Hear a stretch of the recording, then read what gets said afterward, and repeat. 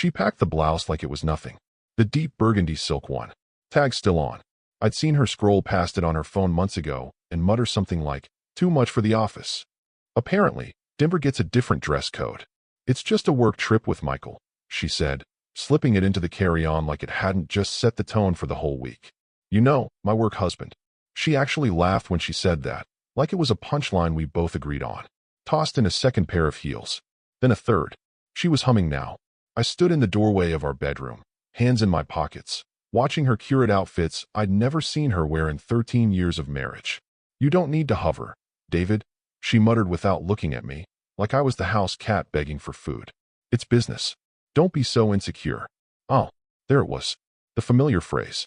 Don't be so insecure. Every man reading this knows it. That line. Like we're supposed to thank them for the diagnosis. Smile. Nod. Swallow the acid rising in the back of our throat while they prance off to play house with the guy who calls them M in front of HR. So I nodded. That's all. Not because I agreed, but because I was already gone. She kissed the air near my cheek like she was clocking out of a shift she didn't care for anymore. Keys jingled. Suitcase rolled. Door shut. And I walked into my study. The binder was on the bottom shelf. Black leather, zippered, plain. You'd never look at it twice. Unless you were the guy who used to write corporate risk disclosures for a living. The guy who once created fail-safes for executives who thought NDAs were fireproof and prenups were optional reading. Page 41. That's where Clause 17 lived. I read it once, quietly. The language still held up. Specific. Cold. Binding. Then I picked up the landline. Yes, we still had one. And called the number printed at the top of my old firm's letterhead. "Activate 17, I said. Nothing more. And just like that, the fuse was lit. By noon, I'd emailed a trusted real estate agent. Not a big firm. Local. Discreet. She handled lake properties for retirees and divorcing millionaires. We spoke in shorthand. She knew what a Category Delta lease meant. Long-term tenant. No furniture, no trace. By 4 p.m., the movers were scheduled. I didn't take the piano, or the grandfather clock, or the painting she'd begged me to buy in Prague. I left those for her. Left that version of me in that house. Because he was no longer required. Look, most of you won't know my name. And that's fine. But if you're hearing this and it's ringing bells in the back of your mind, like maybe your wife just laughed a little too hard at a guy's joke on a strategy offsite, consider sticking around. This story isn't just mine anymore. And no joke, over 90% of you will listen without hitting that subscribe button. But if you do, it actually tells the team this kind of story matters. And maybe, just maybe, it gives the next David a reason to prepare a little earlier. Anyway, back to Emily. While she was probably ordering a cocktail in the airport lounge, telling Michael how David's sweet but boring, I was backing up data from our joint cloud drive. Not snooping, just organizing. She'd never noticed the missing folder titled Shared Travel. But our accountant would. I didn't rage. I didn't spiral. I didn't drink. What I did was far worse. I planned. And that night, as the sun dropped behind the trees outside the lake house, I sat with a mug of chamomile tea, lit the fireplace, and looked out over the water. That's when I realized something strange. I wasn't angry anymore. I was already somewhere else entirely. A place she didn't even know existed. And by the time she found it, she'd have no way in. Emily texted me from the airport. Delayed 20 minutes. Already chaos here, lol. Hope you got something good for dinner, Red Heart. I didn't reply. What was there to say? She was probably sitting in the lounge, sipping something expensive on the company's dime, laughing at some joke Michael made about the joys of marriage. That's his brand. Light, flirty, just barely inappropriate. Enough deniability to survive HR. Enough charm to keep a bored executive wife entertained across state lines. I wasn't tracking her flight. I knew where she'd land, which hotel she'd walk into, which man's hand would brush the small of her back as she laughed too loudly over a shared Uber receipt. She thought I was playing checkers. She had no idea I built the damn board. Instead, I dialed Gail, my real estate agent. We hadn't spoken in months, but she picked up on the second ring. "Mr. Crawford," she said, voice calm. "Are we proceeding with the lake house?" "We are." "Timeline?" "Immediate. Lease term, 1 year. Discretion required. You know the rest." "I do. You'll have a lease draft by noon. Movers? Already booked. I've just got to clear the attic." We hung up. No questions. That's why I chose her. Then I opened my email client and typed just 4 words to a secure contact at my old firm. Activation request. Clause 17. The beauty of Clause 17 was its simplicity. It wasn't loud. It didn't accuse. It didn't threaten. It just moved. Like an iceberg. Massive, slow, inevitable. Legal friction was built into it, like a hydraulic press wrapped in velvet, designed to trigger a quiet review whenever patterns of ethical deviation were observed by a third party, meaning me, and only me. It wasn't just about the prenup. That would have been too predictable. No, Clause 17 connected to something deeper. Emily's company had hired my former firm 2 years ago for external integrity audits. I helped write the framework before I retired. She didn't know that. Why would she? She never cared what I did at work. Just that I remembered her green smoothie order. I poured myself a drink, scotch, neat, and walked to the garage. Opened a dusty cabinet. Pulled out a cardboard banker's box labeled private. Hold until request. Inside were 5 folders. 1 for our mortgage. 1 for our LLCs. 1 for old statements. And 2 labeled with her name. Not accusations. Just documentation. Airline confirmations from past conferences. A receipt for a spa treatment for 2. Billed to the company card. A photo someone once texted me during a conference in Phoenix, where her hand rested a little too familiarly on her work husband's lap during a panel on diversity hiring. I didn't show her those. I didn't mention them, because none of it was for an argument. It was for leverage. By sunset, the lake house was officially off the market. I'd signed the lease myself, electronically, as sole owner. It wasn't just a retreat, it was my firewall. I scheduled the bank transfer to buy out her share of the condo. Using an LLC she forgot we'd created back when we thought we'd be flipping properties. For tax purposes, she'd said. I let her keep the term. Everything was clean, quiet, legal. At 6:14 p.m., I received confirmation from the internal compliance contact at her company. Acknowledged. Clause 17 framework reviewed. We'll proceed discreetly. She would never know who flagged it. The audit trail wouldn't show my name. That was part of the design. That night, I slept at the lake house for the first time in years. The place smelled like cedar and distance. I sat on the deck with a blanket and let the stillness swallow me. No sirens. No hum of the dishwasher. No passive-aggressive sigh from the next room. Just silence. She thought this was about revenge. It wasn't. It was subtraction. Remove the noise. Remove the lies. Remove the woman who packed her silk blouse like she was owed something for tolerating me. She once told her sister, after one of our Thanksgivings, David's the kind of guy who never leaves.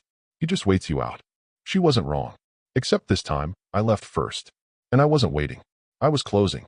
Denver, day 2. Emily hadn't texted since she landed.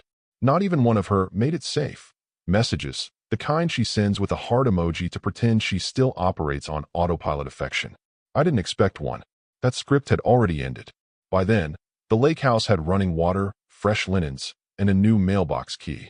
I was midway through cleaning out a storage closet when I heard the buzz from the old phone I kept powered for exactly this kind of moment. No SIM card. No apps. Just encrypted email and an address list limited to 7 names. The subject line hit me like a quiet thunderclap. Look who just walked in. The sender? Cal Morris.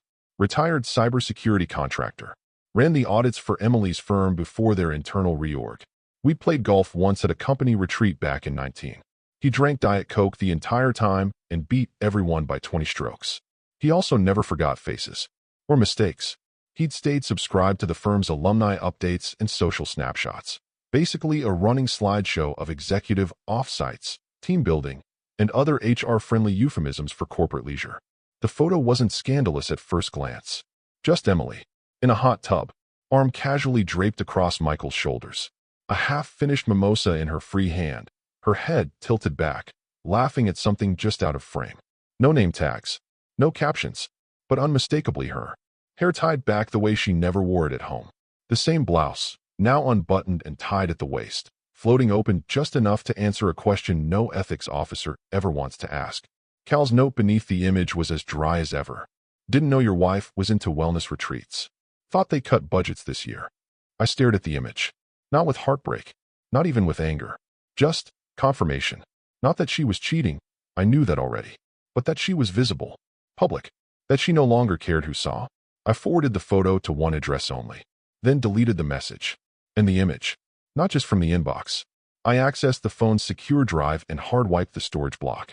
Not because I was worried about privacy, but because it was never about keeping evidence. It was about activating outcomes. I didn't need the photo for court. I wouldn't be going to court. I needed the photo because it triggered subclause 17b. Visual confirmation of conduct deemed reputationally damaging to shared or fiduciary partners shall be treated as ethical breach regardless of physical infidelity. My language. Her signature. Buried in a folder called Executive Exceptions she'd never read. The forwarded image didn't go to a lawyer. It went to an old friend in compliance oversight. Not internal legal. Ethics. A department far less interested in, she said, and far more interested in what's on record, what's on payroll, and who's getting fired before the board meets next quarter. 2 hours later, I received a silent notification. File received. Timestamp logged. Audit stream initiated. That's it. No drama. No reply. Just the whir of the engine starting. I closed the laptop and took out the trash. Literally. Old receipts. Leftover photos from a camping trip we never actually took. A box labeled anniversary cards, mostly store-bought, signed with 3-second messages like, "Love you, always." Into the bin. Out of my system. Meanwhile, somewhere in Colorado, Emily was floating in warmth, eyes closed, surrounded by bubbles and lies, and another man's voice telling her she was still interesting. She had no idea the photo existed, even less idea what it meant, and absolutely no clue that in 24 hours, her badge wouldn't scan. Her inbox would vanish, and her boss, Michael, would suddenly start whispering words like exposure and malfeasance into a phone he wouldn't know was being monitored. Because Emily never thought the quiet man in her bed was capable of anything but silence. She mistook calm for weakness. And now, she was laughing in a hot tub, while the very foundation beneath her began to rot. Quietly, elegantly, legally, she packed heels for Denver. She should have packed an attorney. The door didn't open the way it used to. That was the first thing she noticed. The resistance. The faint shift in air pressure as if the house exhaled when she entered. Emily rolled her suitcase over the threshold and paused. No scent of candles. No low hum of the dishwasher on its usual Sunday night cycle. Just silence. "David?" she called out, voice already thinner than she intended. No answer. The foyer was dim. Her heels clicked against the tile louder than usual. She turned on the light and blinked. The mirror was gone. The side table too. Even the rug had been rolled up and replaced with plain hardwood. She pulled her suitcase forward into the living room and froze. No couch. No coffee table. No framed wedding photo on the mantel. The one from Maine, where she was barefoot and he had that rare smile. Almost smirking, because she'd whispered something about eloping. The frame was gone. So was the mantel. Literally. The fireplace had been sealed with drywall. Seamless. She wheeled herself toward the bedroom, panic rising, breath short. The bedroom door was open. Lights already on. The bed frame stood alone, stripped of sheets, comforter, pillows, even the mattress protector. One nightstand left, the one she never used. She stepped to the closet and yanked it open. A single hanger swayed gently on the rod, as if mocking her. Taped to the inside of the door was a single square of paper. Folded once. She opened it. For words, typed. Nothing here was accidental. No signature. She stumbled back like someone had slapped her. Her phone was already in her hand before she realized it. Dialing. Voicemail. "David, what the hell is going on?" she barked. "Call me back right now." "What is this? Did we get robbed? Are you messing with me?" She ended the call, immediately hit redial. Nothing. She scrolled down, found a different name. Michael.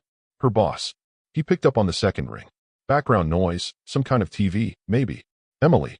His voice wasn't stern. It wasn't angry. It was frightened. She blinked. "Michael." He paused. "Emily, did you do something stupid?" "What? What are you talking about?" "David's gone. He cleaned out the whole house. He left a note. He's not answering." "Did he call you?" Michael sounded like he was pacing. "Did you submit any reimbursements from the trip?" he asked, low. "Did you use your corporate card for anything sensitive?" She frowned. "What? No. I mean just the hotel. Dinner. Room service." "What?" He exhaled hard. "Emily, he didn't just divorce you." "What the hell does that mean?" A long pause. He triggered something. I think he initiated a formal integrity review. And it's not coming from our department. It's external." She sat down, slowly, on the bare bed frame. Her suitcase still by the door. It looked absurd now, like a visitor's. Her mouth went dry. "But he retired. He doesn't even work in." "He didn't retire." "Not really," Michael whispered. "And if what I'm hearing is correct, he drafted some of the ethics language we're still bound by." That stopped her. "You're saying he?" "I'm saying someone from his old firm requested records this morning. Travel logs. Corporate card statements. They sent over clause citations. Not just policy breaches, structural. Structural, she whispered. Clause 17, he said. She stared at the note in her hand. What the hell is Clause 17? I don't know, but legal's already red-flagged it. And the board is meeting first thing tomorrow. Click. He hung up. She sat there for a full minute before she noticed her hand was trembling. Her body was reacting faster than her mind could catch up. A cold wave washed through her chest and down her spine. Clause 17. She'd heard that somewhere before. The prenup. Her hands scrambled through her purse. Wallet. Lip balm. Receipts. Nothing. The prenup was at her mom's place. In a drawer. She hadn't looked at it in years. Clause 17. She stood, knees locked, and looked around the room again. The absence was the message. David hadn't yelled. He hadn't begged. He hadn't even confronted. He'd just removed himself, surgically, and left a single echo behind. Nothing here was accidental. The beep didn't come. Emily pressed her badge again, slower this time, like maybe it had just missed the sensor. Nothing. She flipped it over, tried the back side. Still nothing. The tiny red light blinked at her like a heartbeat, pulsing rejection. Badge error, the screen read. She looked around. No one else was having trouble. A junior analyst walked past her and scanned in with a cheerful beep, earbuds in, oblivious.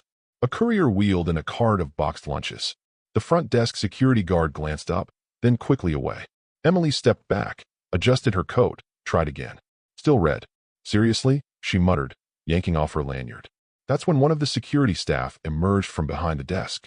Middle-aged, stiff posture, hands held in front like he'd practiced this exact conversation. He avoided eye contact. Ms. Travers, he said, nodding slightly. I've been told to inform you. You've been temporarily restricted from entry, pending internal review.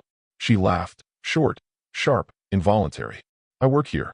I'm VP of External Affairs. I understand, he replied, tone flat. We were told not to allow access. Told by who? I'm not authorized to say. I'm sorry. You think this is funny? She snapped. You think I can't walk past you if I really wanted to? A second guard appeared. No one's trying to escalate. The first one said quietly. We're just following instructions. Emily stepped back, shaking her head. This had to be a mistake. She opened her phone. Her Outlook wouldn't load. Gmail, nothing. Slack, disconnected. She tried to log in through the employee portal, and it bounced her out. Account not recognized.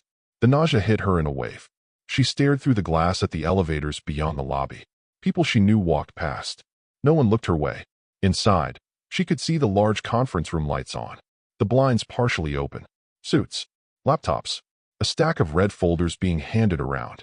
Not a casual Monday meeting. Emergency ethics. But Michael wasn't there. Her boss hadn't responded to her texts since last night. She called again. Voicemail. Called legal. No answer. She called her assistant's personal number. No answer. The world wasn't spinning out of control. It was being carefully rotated, just fast enough to knock her off balance without tipping the building. Finally, she called HR. A new voice answered. Not the usual receptionist. HR, this is Clara.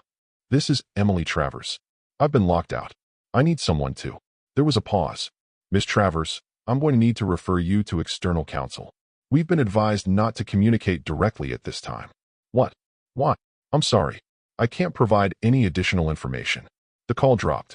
She didn't know if Clara hung up or if her phone glitched from sheer stress. Emily staggered to a bench just outside the building and sat, stiff, trying not to hyperventilate. She pulled up the only app that hadn't been locked, Notes, and started typing keywords, anything she could remember.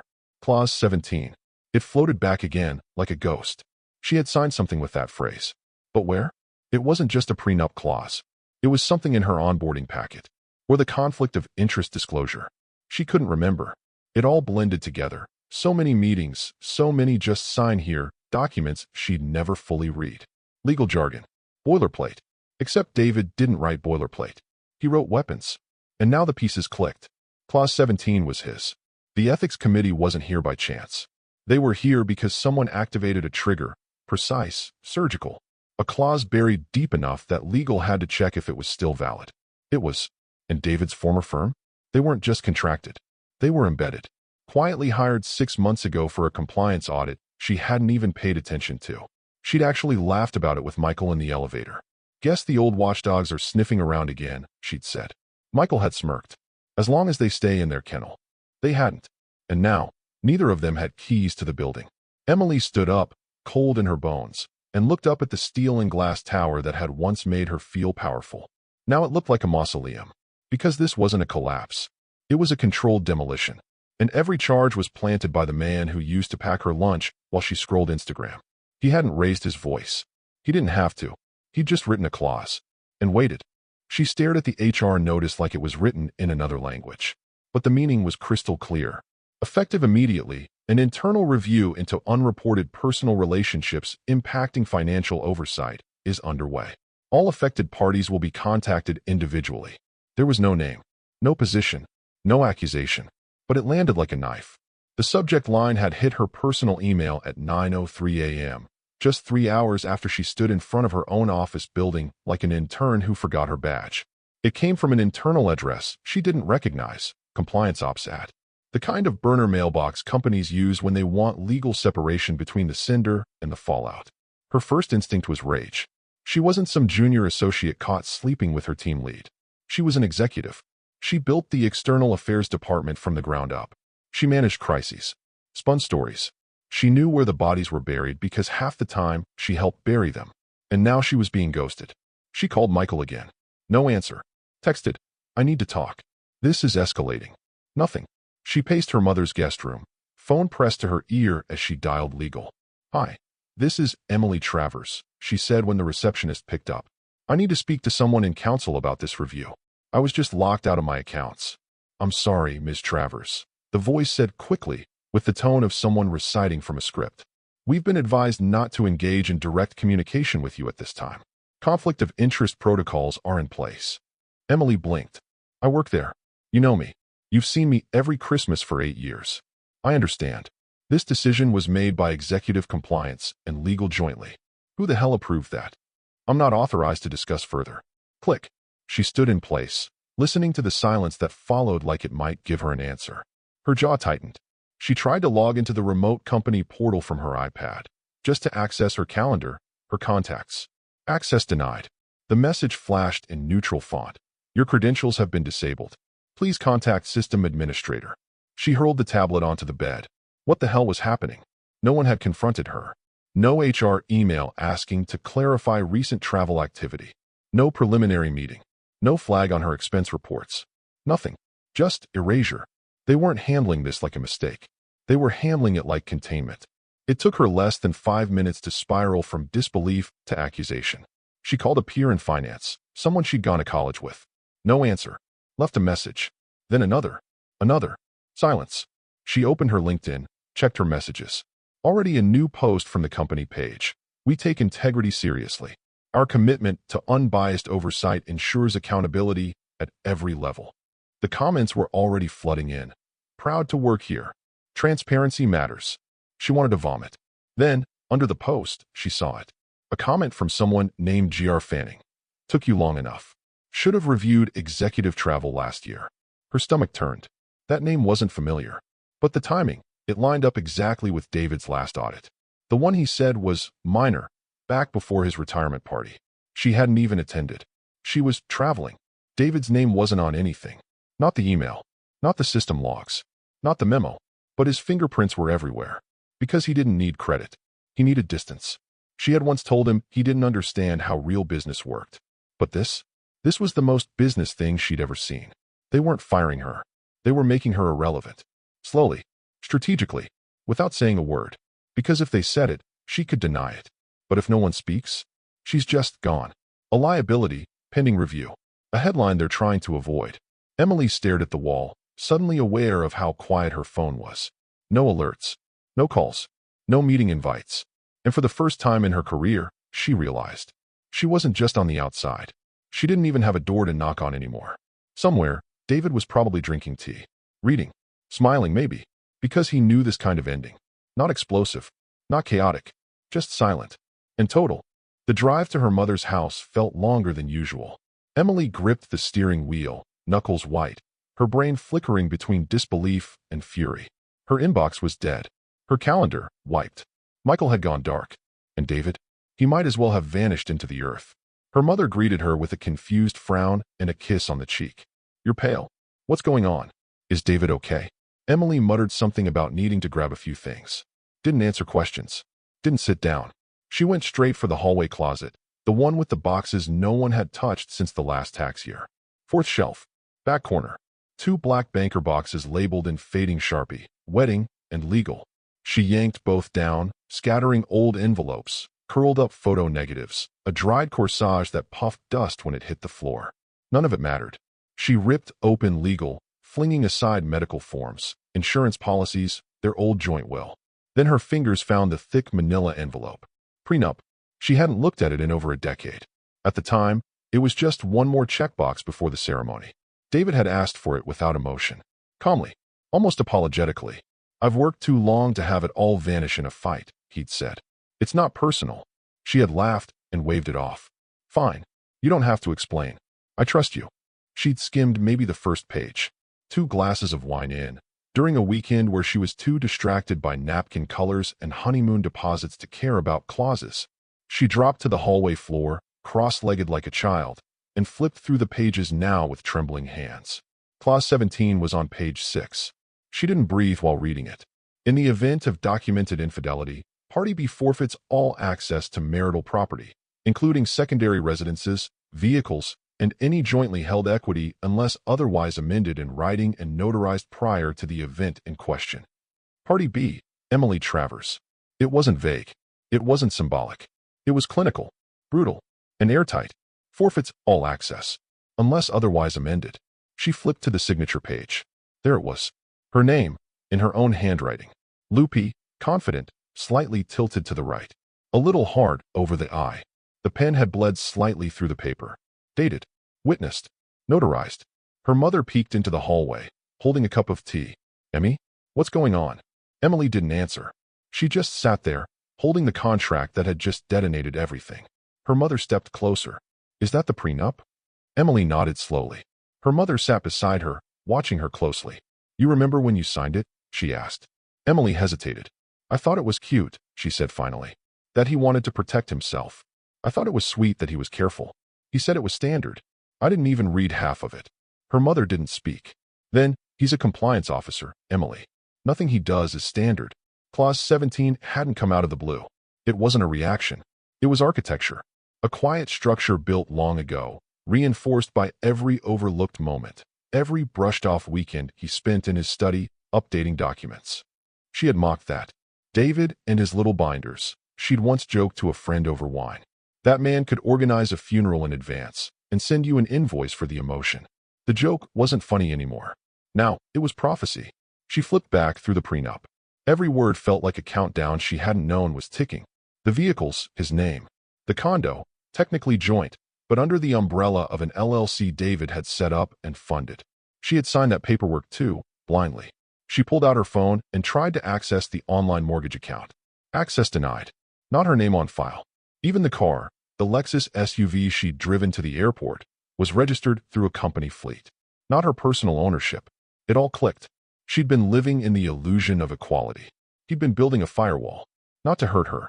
To protect himself. The silence that followed wasn't empty. It was final. Emily pressed her palms into her eyes until she saw stars, then folded the prenup shut. There was nothing left to contest. David hadn't taken everything. She'd handed it to him, with a heart over the I. Her phone rang at 7:46 p.m. She almost dropped it. For over 48 hours, it had been a dead brick. No calls, no messages, no calendar pings. Just a screen full of increasingly desperate attempts to get back into systems that no longer recognized her. Contacts she'd once had on speed dial were now gate-kept by out of office, replies, or silence. But this number, she still knew by heart. Michael. She answered before the second ring. Michael. Finally. What the hell is going on? I'm being treated like a criminal, and no one will tell me. His voice cut through her spiral. Quiet. Strained. Emily. Please tell me you didn't expense anything. The words stopped her cold. I what? No. I mean, just the hotel, and... He interrupted. The photos, he said, barely above a whisper. The room receipt. The timestamp matches the location metadata. The minibar charges. Do you realize how bad this looks? She stood slowly from the couch, the prenup still open on the coffee table in front of her like a corpse she hadn't had the nerve to bury. Her mother, in the next room, muted the TV. Michael, she began, trying to steady her voice. It was a business trip. You approved it. We shared a room once. That wasn't illegal. You didn't tell anyone, he said sharply. You didn't disclose the relationship. That's a breach of ethics and financial oversight. It wasn't a relationship, she snapped. Then why is legal calling it fraud? He fired back. Silence. Emily's throat closed. She tried to form a reply, but her brain was already rushing backward, retracing every dinner, every drink, every cab she and Michael shared under the label of collaboration. You don't understand, she finally choked out. David, he's doing this. He set this up. He's behind.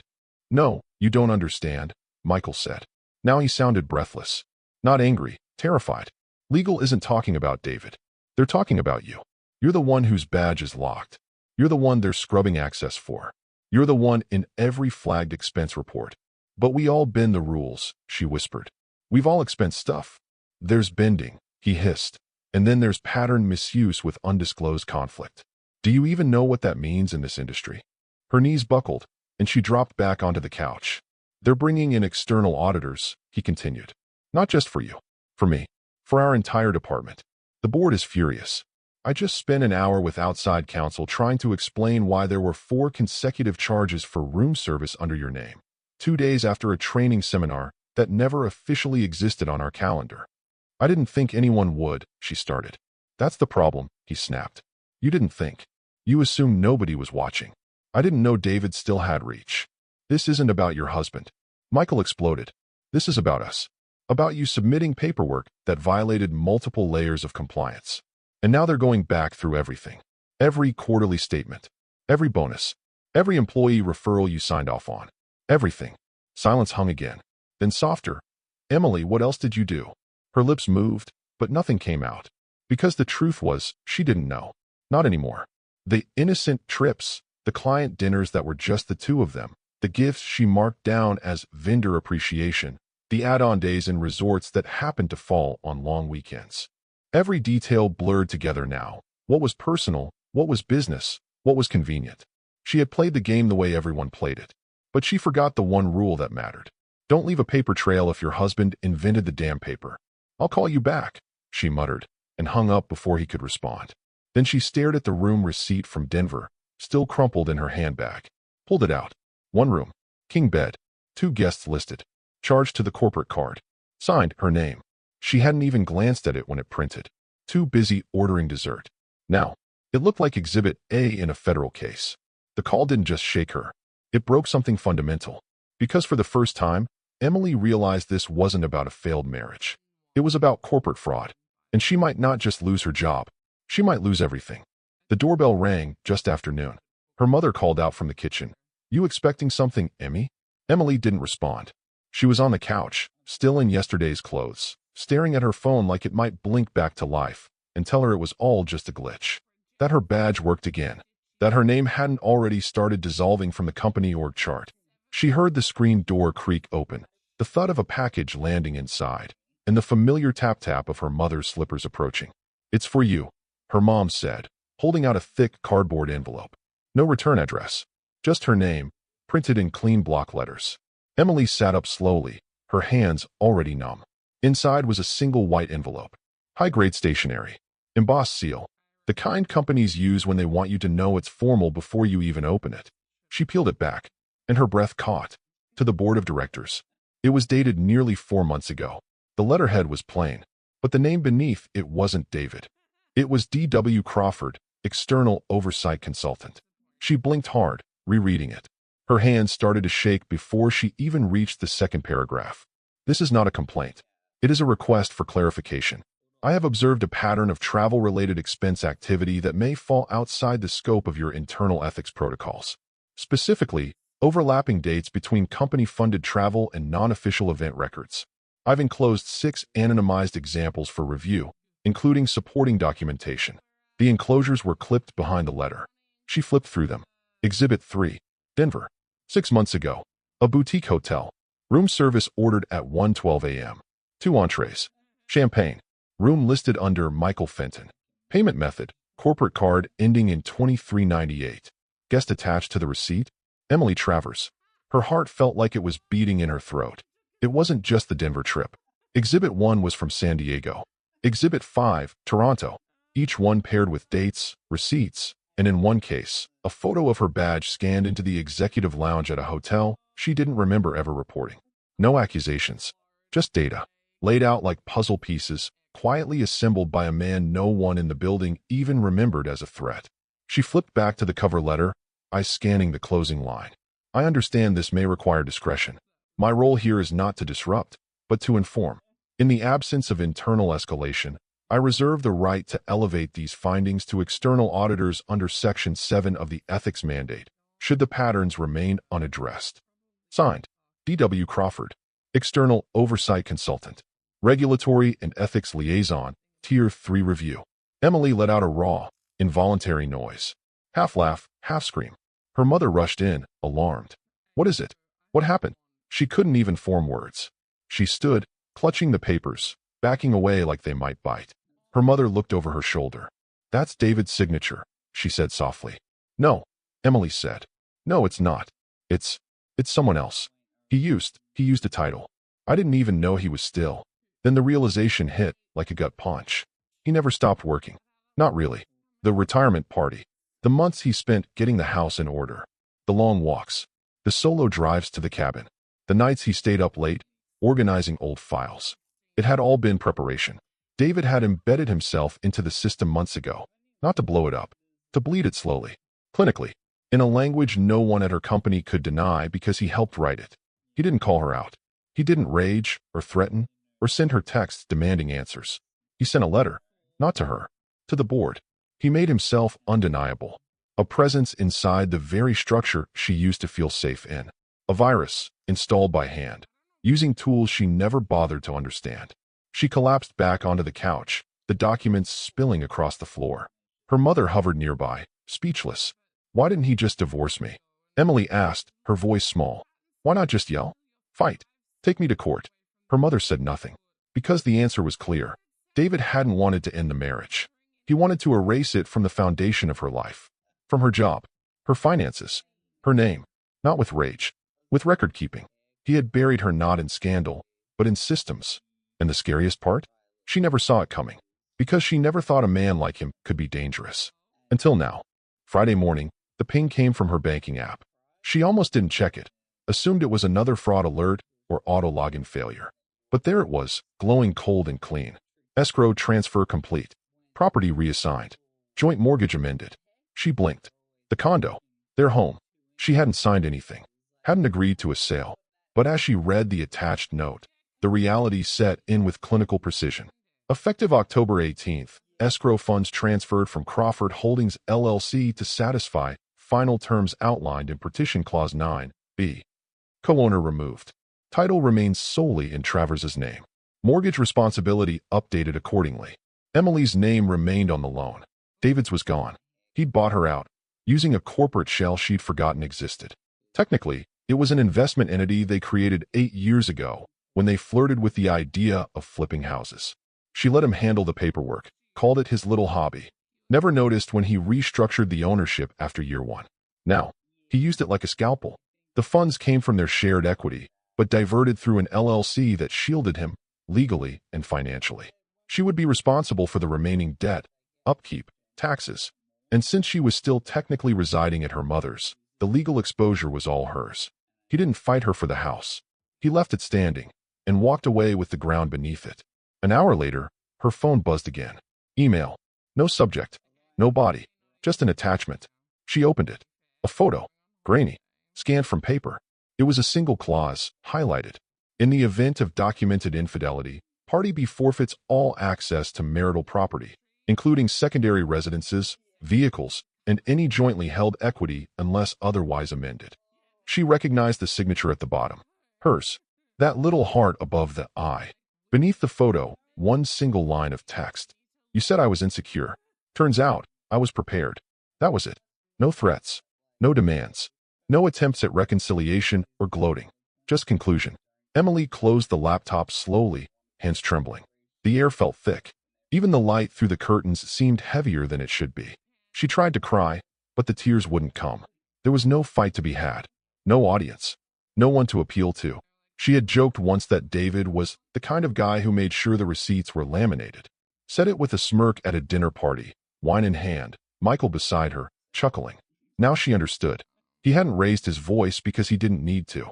He didn't destroy her. He let her walk, eyes wide open, into the architecture he'd spent years quietly building. She thought she was clever. She thought he was soft. But David didn't play games. He wrote the rules, and then stepped back. So when she fell, hard, quietly, publicly, he wasn't there to catch her. Because he'd already moved on. Silently, permanently. She sat in the silence, surrounded by echo and absence, and finally understood what real power looks like. Not loud, not angry, just irreversible.